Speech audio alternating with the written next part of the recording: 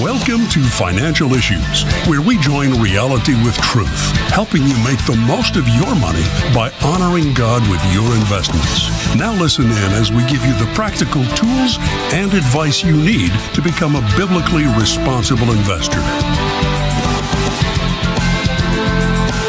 Good morning. Welcome to Financial Issues. Thanks for tuning in today. I'm your host, Shana. You're going to be so glad that you tuned in because Financial Issues is a ministry. We have a twofold mission to defund darkness with our biblically responsible investment strategy. Screen out the companies in corporate America that are funding a dark agenda by using shareholder dollars to promote causes like abortion, pornography, the LGBTQ agenda, and so much more.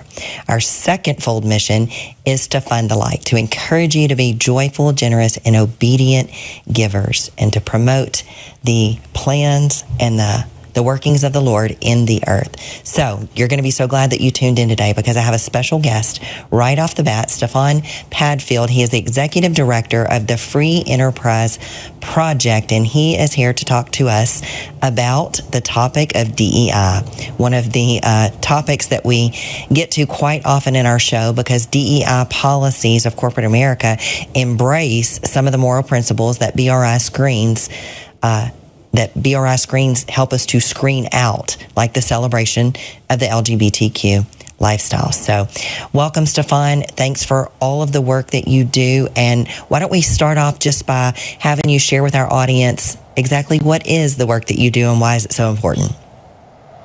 Sure. Well, thank you so much for having me, first of all. And the work that we do at the Free Enterprise Project, which is part of the National Center for Public Policy Research, one of the projects there, the work we do there is focused on shareholder activism. So when we started back in 2007, there were a lot of people on the left, a lot of entities on the left using shareholder proposals and similar actions to force corporations towards the left. And so we saw an opportunity and started doing that work, and we're really the first one or one of the first two to work in this space. Now we have many allies who are filing proposals, and so that's very exciting. We think we've been very successful there. I know we're going to talk about the issue of the vote counts, which can be a little disturbing to people, but I can really assure folks that we are heading in the right direction and having successes and wins. And in addition to the shareholder proposal work that we do, we also file lawsuits. We recently won a case against the SEC for its NASDAQ diversity rules support. We promote legislation. We engage with corporations. And so there's a broad swath of things that we do, but all of it is to push back against what is basically called the woke capitalism. Yeah, man, I'm so glad to see you guys fighting the good fight. We're so grateful for the work that you do. And like I said, the topic of DEI comes up quite a bit on our show. You know, I believe that God created human beings in his image, and he assigned our gender at birth, and that is something that cannot be changed. I believe that corporate boards and high-level managers have a fiduciary responsibility to manage the day-to-day operations of a business in a way that returns value to the shareholders without forcing us to support cultural issues that violate our religious and moral convictions. So in addition to moral and religious issues that DEI presents, I think it's bad for business. It brings sensitive issues like personal beliefs and who you choose to sleep with into the workplace where they do not belong.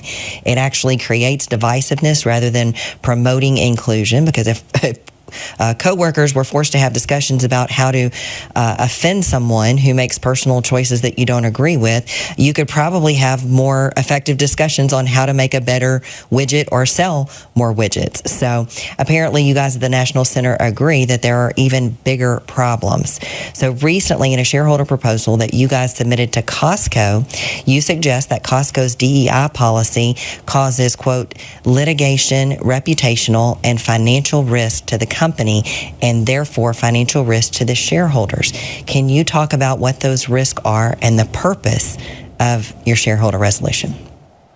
Absolutely. So I think one thing right off the jump to note is just how common sense, or how much common sense we're pushing with this proposal. It's simply asking for a review of the risks associated with the DEI agenda that is being pushed by Costco. And I put out an op-ed recently where I dug a little more into precisely how Costco is doing this social engineering on the basis of race and sex and so on. So there's definitely a there in terms of what Costco is doing. And so the proposal is ultimately benign, I think, is very much in line with shareholder values. Simply, what are the risks? Make sure you're on top of them.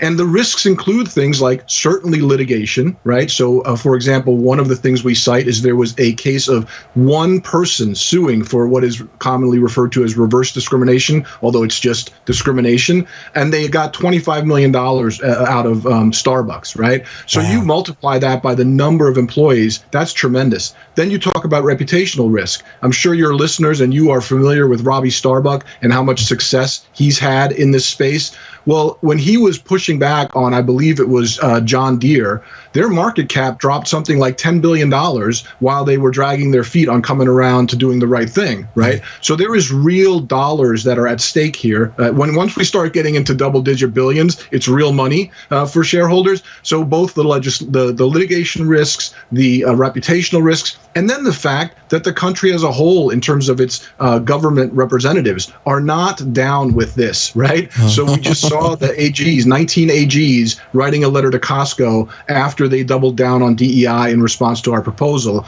So there's multiple risks that we're talking about that are of interest to shareholders. So we've seen many companies, like you mentioned, Meta, Ford, Tractor Supply, Deere, Lowe's, now even Target are reversing course on their leftist agendas. But so what was the response of the board to the resolution or the proposal that you guys submitted, and how did that vote go? So they ended up essentially doubling down. They decided to take a different approach than the companies that you've mentioned, and certainly I think what we might refer to as the vibe shift in corporate America around these issues. And so not only did they not attempt to negotiate any sort of withdrawal from us, which I think they might be regretting now given all the attention that they're getting, and so they proceeded to a vote. And in their opposition statement, they said things like, hey, we just have diversity to improve our creativity and originality, which is essentially a statement of race essentialism, right? If you want more creativity and originality, then hire the most creative and original people, right? The fact that you would say, we're going to improve creativity and originality by hiring more blacks is terrible. That's awful, okay? And then they came after us to say that essentially we're the problem because we have an agenda. Now, of course, they never say that to left-leaning organizations that do the same thing we do, like As You Sow, but somehow because our agenda is anti-ESG and anti-DEI, we're the problem. But the fact is, we're not the ones discriminating on the basis of race and sex, so they're creating their own problem. Yeah. And I think one of the things that has led to corporate boards adopting this so much is the fact of who's owning and who's voting their shares. So I noticed that Vanguard owns over 9% of Costco shares and BlackRock owns over 7.5%. So, does that factor into why you think the vote failed? Could you speak to that a little bit? Absolutely. So we got less than 2%, which is actually something that I predicted to people before the vote went down, given past history. And my view is, if I actually believed that that vote was representative of unbiased, unconflicted, true owners, I would stop doing this work. But I see no reason to think that's the case. So let's start with those big five, right? So we've got the big three asset managers, BlackRock, Vanguard, State Street. Then we've got the big two proxy advisors, ISS and Glass Lewis, okay? They make money on ESG and DEI. Plus, I'm pretty sure they've got some ideological conflicts from the top down. Certainly all you have to do is listen to some of Larry Fink's statements at BlackRock, right? Together, they either control directly or indirectly as much as over 50% of the vote at a place like Costco, okay? And historically, they have not supported a single one of our proposals. And we've done things like simply flip proposals from the left to serve a more broader perspective, right? So when the left wants a DEI audit to try to uncover systemic racism, they're in for 30-40%, right, as far as support. When we say do a DEI audit in order to uncover the risks associated with DEI, Nothing. Okay. Now, the only change that's happened recently in response to the pressure is they're basically stopped voting for the pro ESG proposals, but it's still nothing on our side. So that accounts for over 50% probably. Then you look at how management responded. Again, management always opposes shareholder proposals that get to the ballot, but in our case, it becomes personal, right? Which you don't see on the left. So you think about all the voters that simply follow management as a matter of course, or that are influenced by the particularly hostile tone of management. Okay, that probably takes, I don't know, another 30%, another 40%. So then we're left with the people that actually do think DEI is great, which I think is a very small percentage of the population. The rest are probably rationally ignorant. I'm sure you talk about that on your show all the time, right? It's one of the reasons these asset managers and proxy voters have gotten so powerful, is because it is rational to not pay attention to every shareholder vote for a lot of these shareholders. And then we've got the people who vote in favor. So I think in the end, what you're left with is a distorted vote that does not represent the views of the true owners and the unconflicted owners. And I think that that's something that needs to be told over and over again. It's a little bit of some deep weeds that we need to get into, but you can see the left just celebrating this vote as if they somehow won something, right? Hey, the last thing I'll say on we've got to take a break real quick. We've got a hard break coming here. Would you mind holding over with me to the next segment? I'd love to. Thank you. All right, folks, hang around. We'll be right back after this break. There are moments in life that define us. Choices determine the courses we take. Choices that create life, or those that save a life. And some make life worthwhile. There are decisions to stay or to go, to remain the same or to grow. Sometimes we pray and make peace. Other times we take a stand for what we believe.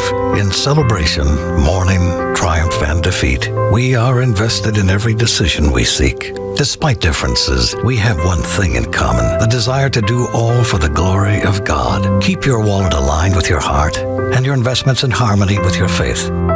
Timothy Plan, biblically responsible mutual funds, ETFs, and retirement plans. Before investing, carefully consider a fund's investment objective, risks, charges, and expenses contained in the prospectus available at timothyplan.com. Read carefully before investing. My name is Reagan Gardner, and I am in the 4th grade. Last year, I wanted to be like everybody else. I thought I had to act different, look different, and be different to be cool. When I joined Crossroads, I learned that God loves me just the way that I am. Help reach more kids like Reagan with the hope of the gospel. To learn more about Crossroads Kids Club and how you can get involved, visit reachourschools.com. Hi, this is Shana Birth, the host of Financial Issues. Financial Issues family is so blessed to have saved tens of thousands of babies, all thanks to the generous support of you, our listeners and viewers. For $140, you can sponsor 5 ultrasounds. Please go to preborn.org, that's preborn.org, or financialissues.org and click on the Preborn logo. Save a baby, save a life.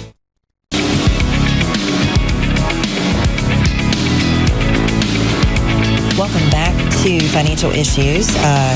Thanks for hanging with us. We've got a special guest on today, and what he was talking about was so interesting. We had to hold him over for this next segment. We didn't quite get to all of the things that we wanted to talk about. So I've got Stefan Padfield with the Free Enterprise Project, and we've been talking about DEI, what they did recently with Costco, and I just wanted to pick up on that. Stefan, what kind of impact, if any, do you think this experience with Costco will make on the way that they move forward? Well, I think we're seeing it right off the jump with the fact that following Costco doubling down on these divisive and value-destroying DEI initiatives, we got a letter from 19 attorneys general going to Costco, right, making sure that they understand that people are watching their illegal discrimination and that there will be a price to pay. So I think, again, they might be regretting the fact that they didn't simply offer us something to remove the proposal, because if they would have done anything to move the needle back back towards neutral, back to merit-based hiring and promotion, back to just providing products and services that make all of America better off, right? We would have withdrawn the proposal, but there was just nothing. It's just stiff arming. So I think they might be regretting that now. That's good. So I read that you guys are taking on Apple next, and you plan to present a proposal at their February 25th shareholder meeting. Can you tell us a little bit about that, and how do you think it'll go? Sure. So it's a slightly different proposal because we're basically asking the corporation to just drop DEI. I mean, we're seeing a lot of that language coming out of the new Trump administration, right? We're simply going to end it. And it's one of the debates, certainly on the right, whether DEI can be saved in some form or reformed. And I think there are good arguments either way. But where I come out, certainly, and a lot of others, is the answer is simply no, because the same activists that are driving the divisive neo-racist and neo-Marxist agenda will simply move over to whatever the new DEI is. So we really do just need to gut it and get back to merit. And so the proposal is slightly different in that way at Apple. I certainly expect the vote counts to be low again for the very same reasons that I talked about with Costco. But the as much as we would love to win those votes, or even just get 30, or even just 5%, if we cross 5%, we get to resubmit, which is something that's important. But even when we get these low vote counts, the impact is there. We shine the light on these initiatives. And I just want to say something that's incredibly important. What we've seen Robbie Starbuck do with these companies, no one has accused him of lying. This is a critical point. All he's doing is showing consumers and the rest of the world what is going on in the name of DEI, and people are offended and incensed and willing to destroy shareholder value to set things right. So this is simply about getting exposure, shining light, and sooner or later the truth comes out, which is that this DEI is corrupt. Again, I believe it's fairly described as neo-racist and neo-Marxist, and it simply cannot withstand the scrutiny. It's just a matter of how much we have to fight and how long we have to fight to get that exposed sufficiently. Right. And I think if there's anything that corporate America cares about the most, maybe even more than DEI issues, maybe even more than the pride agenda and things like that, is their bottom line, or at least that's what they're supposed to do. That's what they have a fiduciary responsibility to shareholders to do, is care about the bottom line. And you mentioned a $25 million judgment against Starbucks for reverse discrimination. And we just talked about the Trump administration a little bit too, but there's government agencies, and certainly Trump has the ability, I think, to end DEI in government programs. But what about the private market? That's kind of a separate story. I don't think anybody's in favor of, Trump imposing things on corporate America. Now, he's setting a good example for him for sure. But what about government agencies like the EEOC and the DOJ? Do you think that I do see some shakeups going on there? Do you think that they will, have you heard any rumblings, or do you think that they will become interested in these reverse discrimination cases that could really put a hurting on the bottom line of some companies?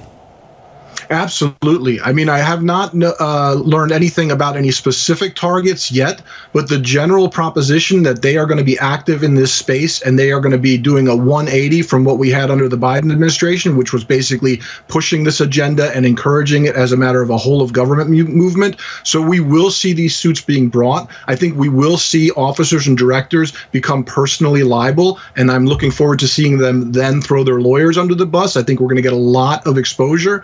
So that action is going to be significant. But I also want to say at the same time, well, two things. One, simply enforcing the law against discrimination is not top-down intervention, right? And I know you didn't mean that, but that's something I think we need to be clear about, right? It's a free market that is being supported here. And then the other thing is, just really quickly, there's a lot of people saying, oh, DEI is over, we've won, Trump's in the White House. That scares me. Because what we've done is we've taken Normandy Beach, which is fantastic, and we should celebrate it. But there is so much more to be fought over in terms of regaining our institutions and bringing them back to neutral, and the actual value creation that is prosperity driving for all Americans. Well, Stefan, keep up the good work. We're so happy that you guys are engaged in this battle. Tell our listeners how they can stay up to date on maybe this Costco case, what's going on with Apple, and the other work that you guys are doing. Absolutely. Easiest thing is just go to our website at nationalcenter.org, and you will be able to sign up for routine mailings on all our projects. If you just want to hear about free enterprise projects, project, VP. So very easy, sort of hit that website, sign up for the newsletters, and you'll be informed regularly. Well, thanks, Stefan, for joining us today. This was very informative and very interesting. I hope that our listeners will go to your website, find out more information, share this video with others that can get involved in that way, because you guys do have a project where you give some information on proxy voting too. So I don't think any of our followers are going to have Apple stock because it's not biblically responsible, but Costco is technically still clean. So, we do have shareholders, partners who own the Costco shares, and hopefully they'll go there and get engaged and actually vote some of their proxies. Yes, please do. And thank you. All right, Stefan, have a great day. Thanks for joining us. All right, folks. Our phone lines are open. If you have a question, maybe we can get to you real quick. If you get your call queued up in the next 30 seconds or so, it's 610-363-1110. So I did want to mention Samaritan Ministries. Samaritan Ministries is the health sharing ministry that we use here at this ministry to cover healthcare cost for our employees. And we hope that you guys have found out more information. If you haven't, you can go to our website, financialissues.org, and click on the Samaritans banner. But Samaritan Ministries does Christian health sharing. They use a biblical model of bearing one another's burdens. And if you're a member of Samaritans health sharing plan, we'd love to hear how you've been blessed by it. So it is tax time, and if you're a member of Samaritans, Samaritans has sent out a message to its members about what to know about your health sharing funds that you have either sent or received. Hopefully you've reviewed that. And I don't know, Seth, if we have the link, we can share it in social and the chat there. In there, Shana, you got it. Great. So, and if you remember, you probably, like I said, got an email about it already. But, it is generally accepted that neither the shares that you send or receive are either taxable or tax deductible. That's one of the things that you'll see if you go and you read about that. And the mandate and penalty Tax Cuts and Jobs Act reduced to zero is not necessarily a worry anymore, but some states do have an individual mandate requiring you to have a health insurance or some kind of similar plan. Those states are California, Indiana, Missouri, Massachusetts, New Jersey, Rhode Island, Vermont, and Washington, D.C. So, there's a way that you can, if you're a member of Samaritans, you can find a document that will satisfy your state requirements as well. So, and, we're also on this ministry not only about defunding darkness through biblically responsible investing, but about funding the light. So if you're looking for another way to fund the light and to support kingdom work, there are ways that members and even non-members of Samaritan Ministries can give to complete strangers who are in need in either a tax-deductible or non-tax deductible way. So you can give to Samaritan's Member Assistance Fund. You can go on and you can get whatever the person in need has shared about their health need, maybe whether they're going through cancer or having some health needs that were not covered by sharing. You can give directly, and it just reminds me of what Jesus said. When you did it to the least of one of these, you did it for me. And so, I think that's a great way. If you're looking for more ways to fund the light, that's a great way to do it. Well, let's wrap up this part of the show with our stewardship verse of the day. It comes from 10:4. A slack hand causes poverty. The diligent makes rich. So here we see another reference, I think, to reciprocity, which is sowing and reaping. A good work ethic, we see in this scripture, produces rewards. Being lazy and neglecting work causes lack. This is, I think, an observation and a warning more than it is a judgment, really. But in the Bible, riches and success can include material wealth, but they can also refer to broader benefits, such as good health, strong relationships, wisdom, influence, influence, or peace of mind. For example, a person might be rich in friendships, expertise or wisdom or personal character without necessarily having a lot of money. Likewise, success could mean achieving goals that bring fulfillment, growth, well-being, tangible or intangible, rather than just financial gain. So as human beings, we're always testing the truths in Scripture. So take it from someone who has tested many. God's word is true, and it can be trusted. So let's be diligent to always be ready to put our hands to the plow, knowing that God has good plans and good outcomes for those who are willing to obey. Seth, did you want to add anything? This is great, Shana. Yeah, so there's something that I was thinking of here when we talk about a slack hand. And it really does kind of tie into what you were just talking about in that interview there, is that because we didn't put the pedal to the metal the last time we were in a situation like this where we could really eradicate the DEI stuff, it ended up coming back. And so I feel like as a country, there were many people who showed a slack hand to this, and it resulted in a kind of poverty, you know? Sure. Yeah. But if we can have diligence, God-honoring diligence, He's going to bless that. You know, He really is. So I do hope that, you know, Christians will be leading the fight to bring back God-honoring principles and not show a slack hand there. So, just something that I was thinking about there. I think it's pretty cool. Great way to do that. A practical way is to clean up your portfolio. Yeah. If you are not yet convicted and haven't made any moves to clean up your portfolio, we encourage you to check out our partner strategy for biblically responsible investing. You can find that at financialissues.org. Well, folks, if you're listening on an outlet that only carries the short version of the show, time has flown, but we hope that you'll catch the full version on our phone app or the website, financialissues.org, or via podcast, Apple or Spotify. For everyone else, stick around. We'll be back with more Financial Issues right after this. In the last 10 to 15 years being in ministry, being married, something that has been constant in our lives is Samaritan Ministries. As we've moved, we've had babies, we've had different things come up, we have just been able to rely on Samaritan in ways that we never really even thought about before becoming members. Our heart's desire is to plant roots and be in a place for a really long time. It's how we were raised. We see the benefits of that, but we also see the open-handedness of being used by the Lord wherever He calls, because we just assumed when we started pursuing church planting, the quickest way to get from point A to point B is a straight line. And with the Lord, sometimes you find out it looks a lot more like this. And yet, Samaritan was with us through the entire thing.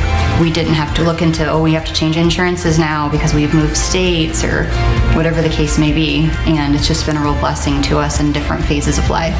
I'm Kyle. I'm Colleen. And we're the Gen X. And we're Samaritan members. If you don't get life right, you're not going to get all the other issues correct, period. It is the issue that impacts every other issue.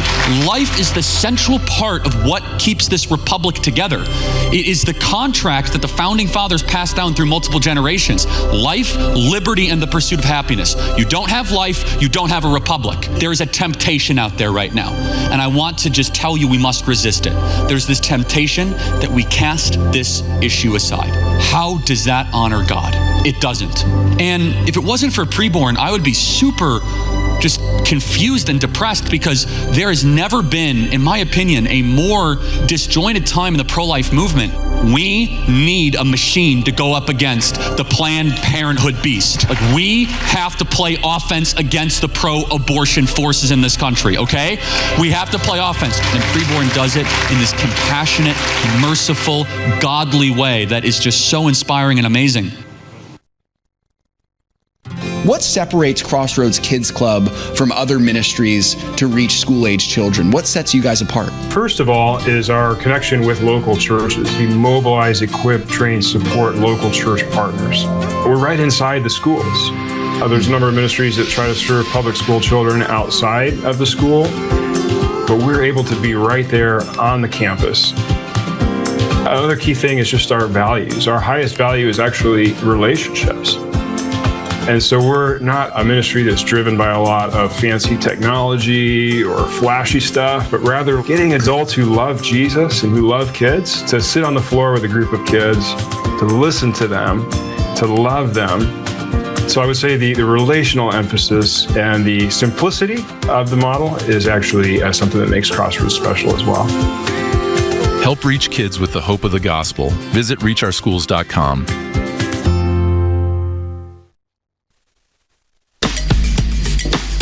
Securities offered through G.A. Reppel & Company, a registered broker-dealer and investment advisor, member FINRA and SIPC. Opinions expressed by Shana are hers alone and are for informational purposes only, and do not necessarily represent those of G.A. Reppel or the outlet on which you are listening. You should consider how the information applies to your situation prior to personally implementing it, and consult any financial professional you work with to make sure it's applicable to your financial plan. Hey, welcome back, folks. Financial Issues be taking you the rest of the way here. A lot to digest from that interview. It was great to have Stefan on, and we'll be sure to be having him back on. We'll try to get him into the regular rotation of guests.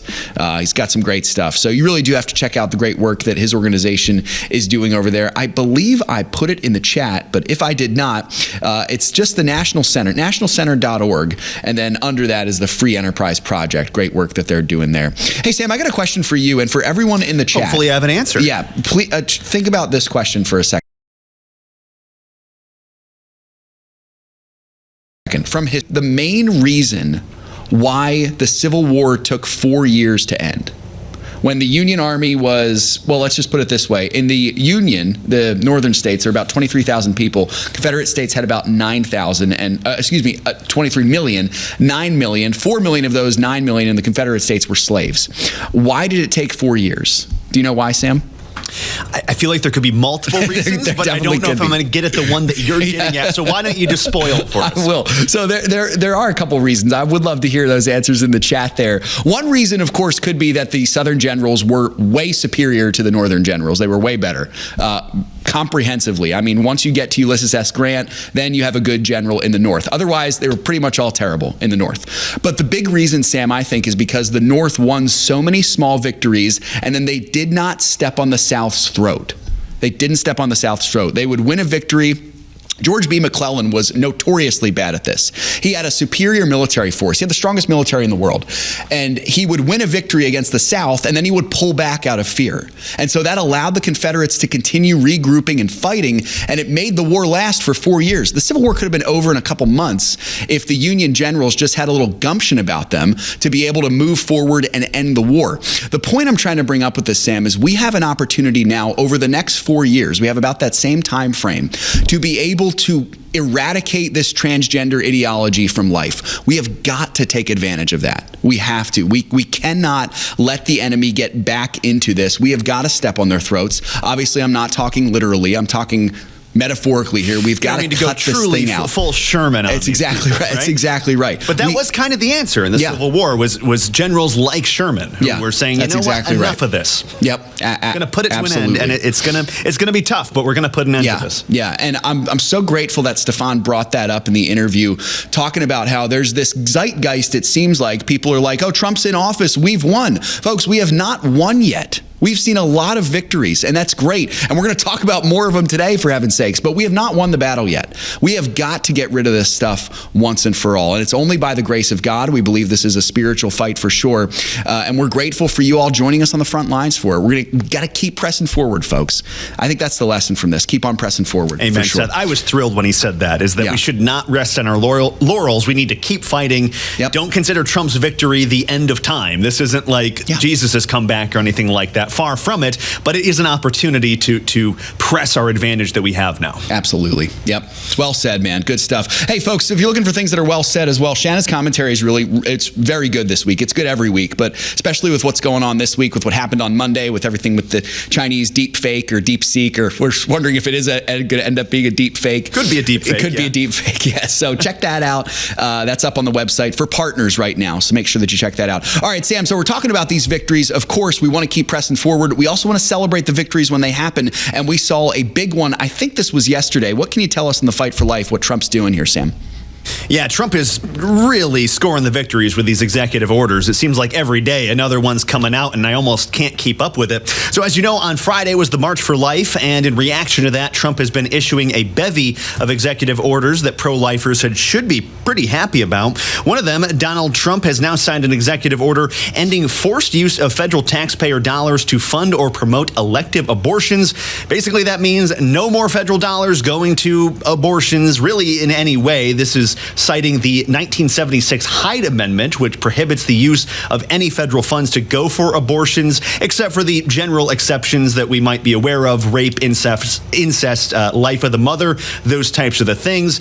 As I said, this should be federal law. There shouldn't be any of these dollars going to abortions under this law, but Biden has made a couple workarounds to make that be not the case. Famously, or I guess you'd say infamously, he did this in the military, where following the overturning of Roe v. Wade, Biden permitted abortion travel to be funded with the military. That really shouldn't be happening under federal law, and Trump is doing his best to gut all that stuff out of the government. Trump's executive order said that the Hyde Amendment has been violated by embedding forced taxpayer funding of elective abortions and a wide variety of federal programs, but that's not going to happen anymore under the president. Yeah, that's awesome. Sam, I feel like this is really kind of cutting the head off of the snake, maybe, or maybe it's cut it off at the source.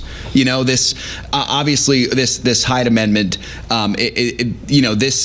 this seems to be like the first necessary step to, again, we're talking about eradicating this stuff totally. This has to happen, right? This has to be, part of it there. I think it's really good. But it also shows what we've been talking about, that no victory is permanent unless you ensure that it's permanent, because this amendment was passed back in the 70s. Right. So, and Biden's not been following it. So it's all about political will. What do you do when you have political power? How can you cement your victories? So you could have celebrated this as a victory in the 1970s, and it was, but it just shows that not all victories are permanent. For sure. Absolutely.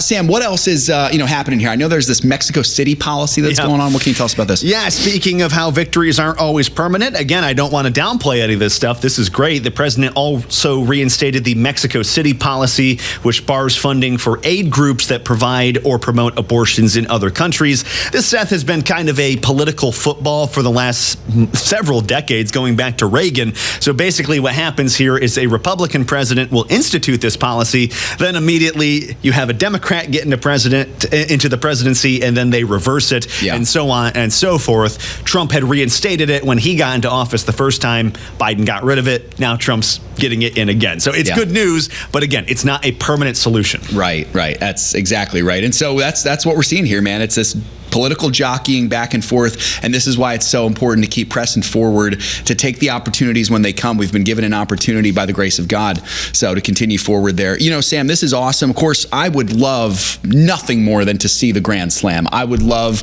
to see Trump sign an executive order today saying that abortion is henceforth outlawed in this country from the moment of conception in every state. I would love that. That is probably not going to happen. That might never happen, honestly. Probably be illegal in the form of an executive order. It just might not happen. Things, it might make us happy, but it's not really going to go anywhere. Right. Yeah. That's exactly right. There's so many hoops that would have to go through, of course, but this is, incremental first steps, victories, and we got to keep on moving forward with this. I don't want to miss how important this is also, folks, for us. We talk about biblically responsible investing, about that being that you make a commitment that none of your personal money is going to be going towards supporting abortion.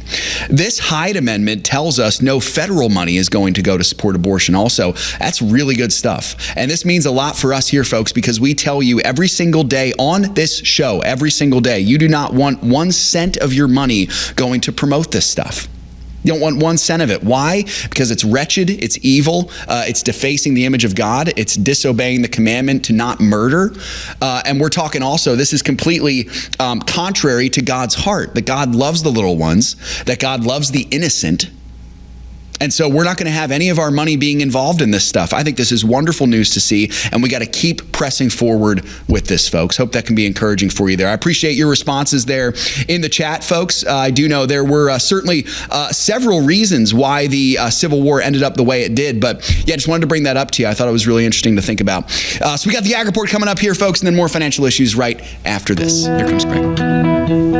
This is Craig Haugaard with your Financial Issues Ag Update for January 20. 29th. Well, corn gave us a traditional turnaround Tuesday action, but the gains were kept in check by the announcement that Trump intends to pursue tariffs against Canada and Mexico starting February 1st. Now, it's worth noting that Canada does twice as much ethanol trade with the U.S. today than it did in the previous Trump administration. And if Canada were to put its own 25% tariff on U.S. ethanol exports, the impact would be determined by how much Canada can ration demand against its own self-imposed biofuel mandates. Should be a fun showdown to watch. At the close, March corn was 3 1/4 cents higher at $4.85 1/4. The soybean market made a half-hearted attempt to rally, only to give it all up near the close on the late session announcement of incoming tariffs on major trade partners. March beans ended the day unchanged at $10.45 per bushel. Wheat got a boost from the Russian markets as Russian FOB values increased by $5 per metric ton. Here in the U.S., we're hearing concerns that a dry spring may cut into U.S. winter wheat production. Those factors combined to create a stronger market. Minneapolis March wheat was 12 cents higher at $5.97 3/4. Kansas City rose by 7 3/4 cents, closing at $5.61, and Chicago was 9 3/4 cents stronger at $5.45 1/4. Cotton futures continue to resemble a herd of turtles running in peanut butter. At the close, March futures were down a whopping 29 points as we closed out the session at 66.98. Livestock futures all surged higher. April live cattle were $3.45 higher at $207.27 per hundredweight. March feeder cattle rose by $3, settling at $278.25 per hundred.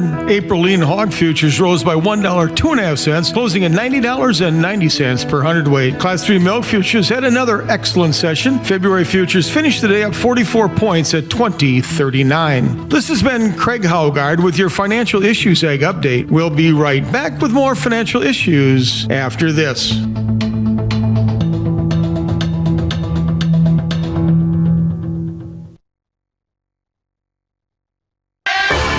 It's up to us to stand up and say, enough is enough.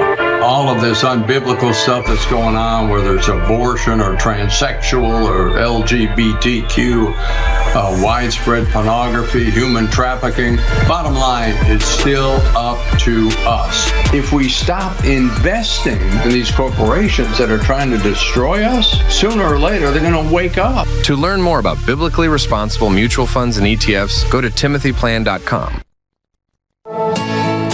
Through the ministry of Preborn, the Financial Issues family has saved tens of thousands of lives of babies. What an amazing job that God has done through you, the Financial Issues family. Would you join us in saving the lives of babies? What an amazing reunion we will have in glory, meeting all the people that we have saved. Please go to preborn.org, that is preborn.org, or financialissues.org, and click on the Preborn banner. Every day, kids all across America are coming to school with some kind of hidden pain. I've seen kids come in who are just so confused about what's right and what's wrong, just having no idea that God loves them. This just breaks my heart. Crossroads has the opportunity to bring the Word of God right into the public school, to reach children right where they are. And when we see that happen, we see God changing lives. We want to see kids not only come to Christ, but pursue a lifelong relationship with Him. And so local churches are uniquely positioned to disciple those children as they become young adults and through their lifespan. Crossroads comes alongside a church and provides that church with a club structure, curriculum, training, and ongoing coaching for them to run these outreaches in public schools. If you are burdened for the children of America, consider making a donation to Crossroads Kids Club. For more information, visit reachOurschools.com. That's reachOurschools.com.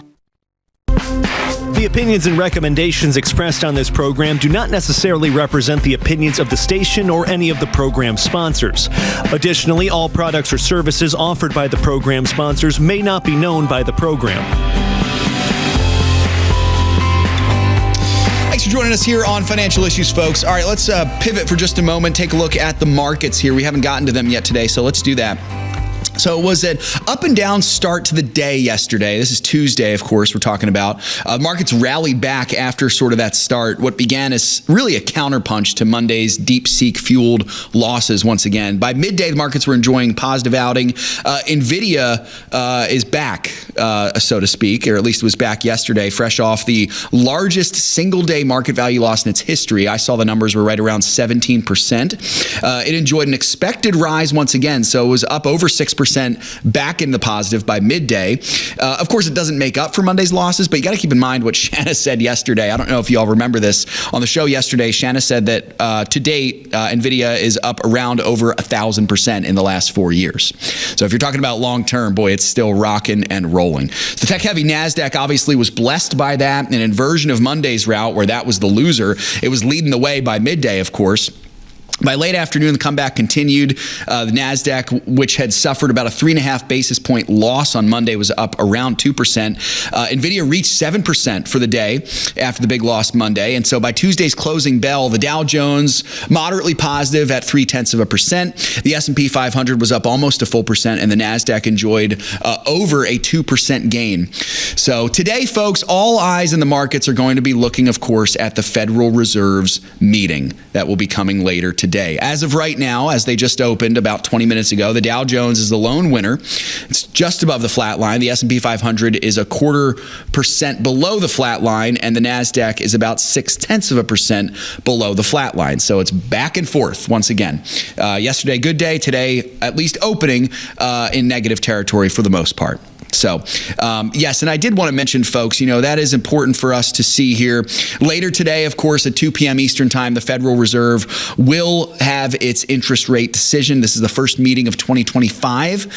Many experts believe that the Fed will hold the line. They won't move interest rates either way. This comes after several rate cuts we saw at the end of 2024. We'll have a press conference coming out after that, 2:30 p.m. Eastern Time. I would expect the markets to at least react, even if it's what the Fed expected. Perhaps the markets will like that. But it always seems to happen that whatever Jerome Powell comes down from the mountain and he says, here's what I can tell you all, my faithful serfs, you can bet that the markets will react for sure. You could also see them being disappointed because even in their heart of hearts, right. They know probably there's going to be no rate cuts. We still really want them, so we're going to be disappointed if it doesn't happen. Sometimes, Sam, it seems like the markets have... They have short-term memory. Sometimes seems like they have long-term memory. With this instance, I can't help but think that a lot of traders are probably thinking, the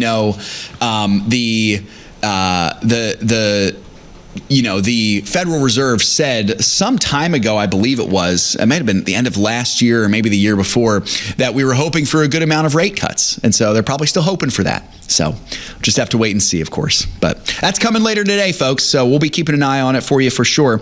But Sam, let's get to some more news headlines here.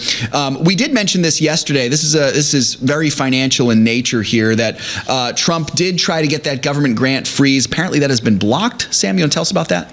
Yeah, I won't go into too much detail, but Trump is trying to take a look at the playbook of my man Javier Milei down in Argentina, just saying we're stopping all of it. No fear or favor. I don't really care what your grant's supposed to go to. I'm going to pause it to make sure it's not going towards woke nonsense. That's basically what he wants to do. But yesterday, right at the last second, this grant pause was supposed to go into effect around 5 p.m., but a judge at the last second said, hang on just a second. We're going to pause your pause until February 3rd, just so people can get prepared for this. And I think there's some lawsuits coming down the pike too, so that has an effect on what's going on there as well. But let's take a look at what this pause would mean and what it wouldn't mean, because there's been a lot of confusion about this. So as of Monday, the Office of Management and Budget, or the OMB, they froze all federal aid programs, or said they were going to as of Tuesday night, outside of Social Security, Medicare, and other individual assistance programs.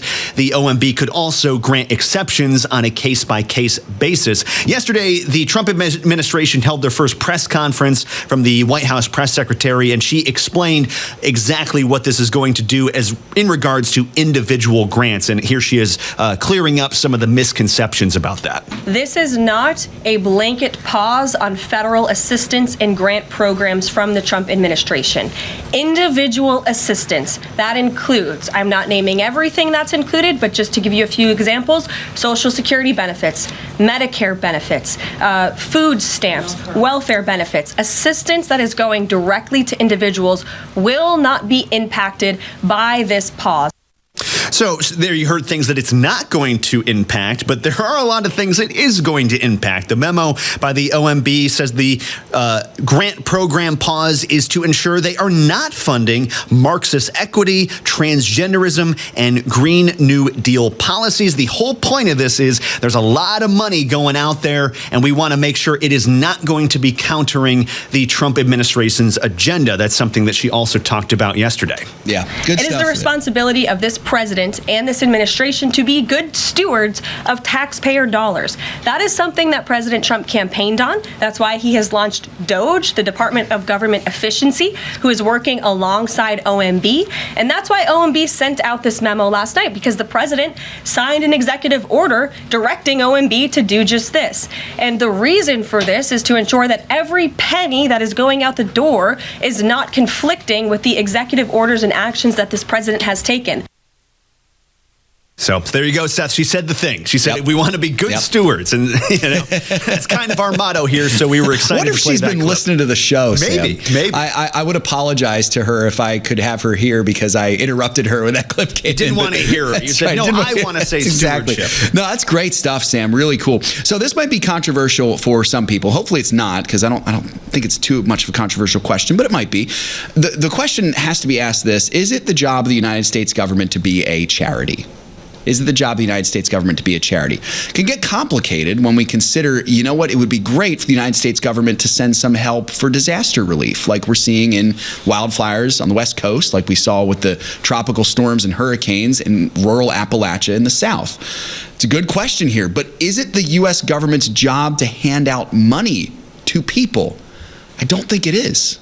And especially at the federal government level, that's the real question, right? And even that goes to disaster relief. Trump was questioning that the other day. He's saying, why does the federal government, so in a lot of ways, people from states all around the country have to pay for the wildfires in California when California is not doing anything to prevent them. So basically, we're paying for their mismanagement. And that's not to say there shouldn't be any help with grand disasters that you can't handle, but really a lot of these things should be state level in nature. I think so. And you know, with something like disaster management, you know, if it's something massive, okay, maybe the argument could be made for sure, but you're exactly right. States come first. States should send their resources first. Obviously, in California, you know, our opinions about the management of California is not very good, and so it's no surprise that this is happening here. But yeah, Sam, I agree completely. I think, folks, when it comes down to it, here's the answer. The U.S. government's job is to protect the freedoms of its citizens. That means a strong military.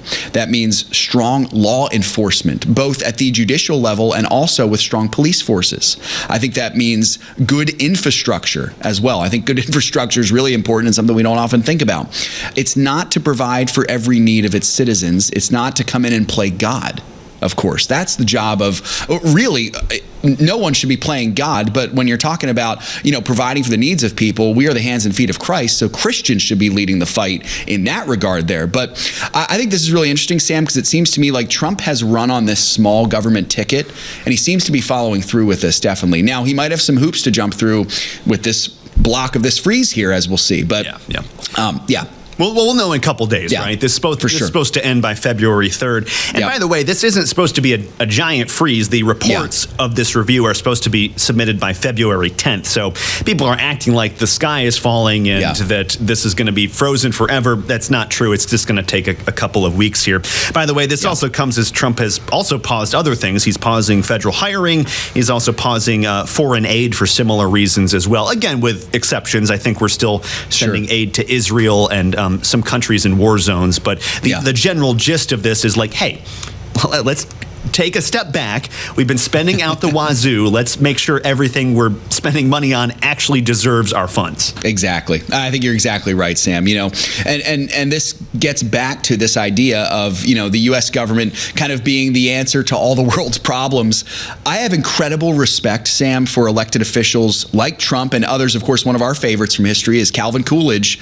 They were excellent at having some common sense and humility to know this: my own power should be limited. because they are the head of the federal government. If you think about it, the president is the top dog.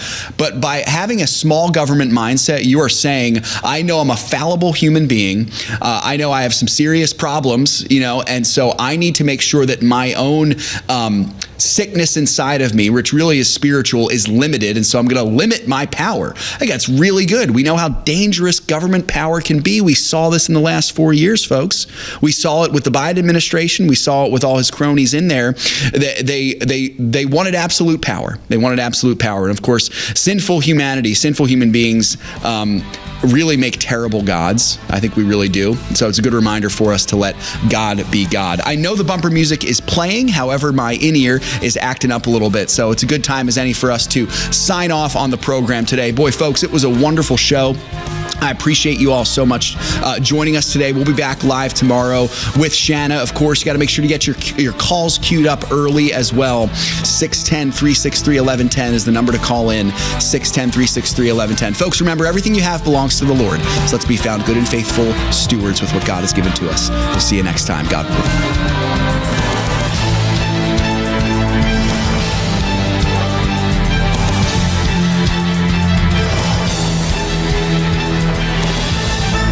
If we ever forget that we're one nation under God, then we will be a nation gone under. Thank you for joining us. This has been an FISM production.